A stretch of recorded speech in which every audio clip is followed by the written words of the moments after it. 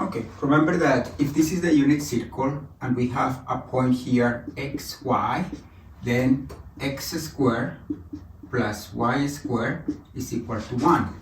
And if this xy represent an angle, that is, if we have that this is grade number 1 and this is grade number 2 and this is the angle, then we have that x is equal to cosine of theta and y is equal to sine of theta.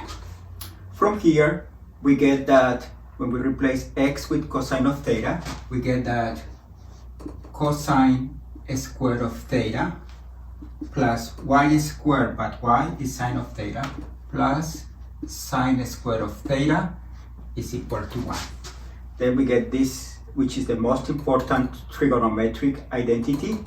And then when we divide this equation with cosine squared of theta, then cosine squared of theta divided by cosine squared of theta is 1.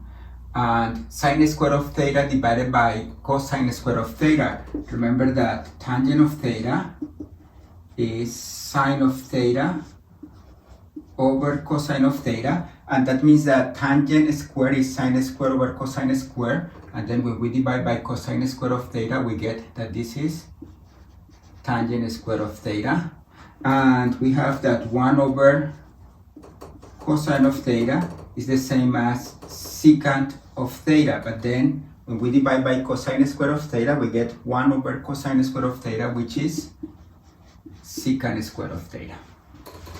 This is known as a Pythagorean identity. When we start from this one, but now we divide by sine squared of theta, we get that cosine squared of theta over sine squared of theta, that is cotangent squared of theta. Cotangent squared of theta plus 1 is equal to 1 over sine of theta, and 1 over sine of theta is cosecant of theta. And that means that since we are dividing by sine squared of theta, we get cosecant squared of theta. These three identities are known as the Pythagorean identities.